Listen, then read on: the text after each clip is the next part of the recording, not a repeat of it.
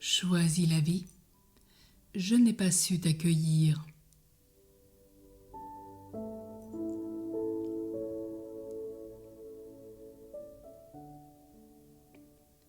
Je n'ai pas su t'accueillir et je t'en demande pardon parce que je n'ai pas su t'écouter, t'accepter tel que tu étais. Je voulais que tu sois autrement, comme j'imaginais devoir être un fils idéal. Et tu t'es révolté. Tu t'es drogué.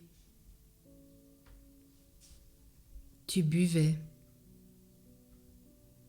Tu es parti vivre toutes sortes d'expériences avec des camarades que je trouvais peu fréquentables. Mais ces camarades, tu les recherchais parce que tu savais qu'ils avaient souffert comme toi et qu'ils te comprenaient. Je n'ai su te faire que des reproches au lieu de te demander ce que tu attendais de moi, de nous tes parents, de la vie. Je n'ai rien compris. Je ne voyais que les ennuis que tes provocations me causaient. Je n'avais pour toute réponse que les sanctions, et celles-ci ne faisaient qu'alimenter ta révolte.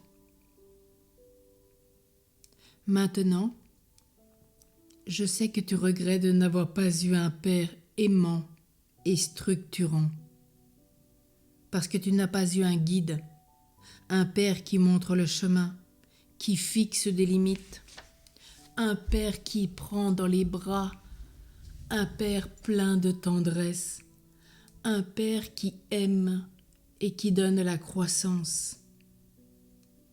Je sais que tu souffres parce que je ne t'ai jamais dit que je t'aimais et que tu n'as jamais pu me le dire.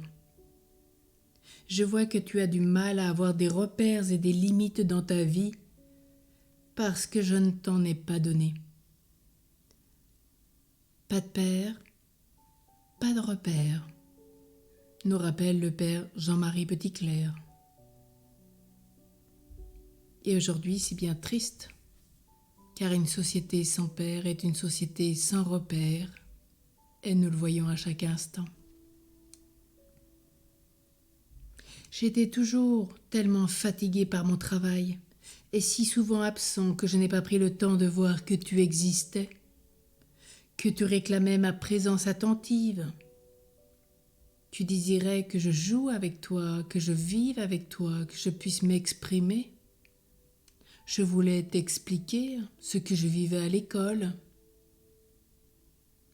ce que je vivais au collège, au lycée, mes premières expériences amoureuses, ma vie sexuelle.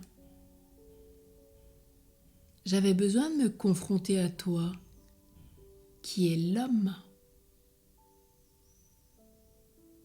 Alors heureux et bienheureux aujourd'hui, et rendons grâce pour tous les hommes qui prennent du temps pour leurs enfants, qui les accueillent depuis le sein de leur mère, de leur femme. Oui, merci pour toute cette acceptation de la vie, qui sont là présents, qui prennent du temps pour jouer avec les enfants, qui prennent du temps pour les écouter, qui prennent du temps pour les aimer, qui sont structurants, aimants, qui guident, qui montrent le chemin, qui appellent à la vérité, qui développent la vie en eux, qui donnent une croissance humaine et spirituelle, relationnelle, professionnelle, qui sont des pères qui savent tendre les bras à leur enfant, que ce soit un bébé, un enfant, un ado, voire un adulte, car on est parents pour la vie. Heureux ces pères qui ont su passer au-delà de la fatigue pour aimer leurs enfants et les accepter tels qu'ils sont, comme Saint Joseph.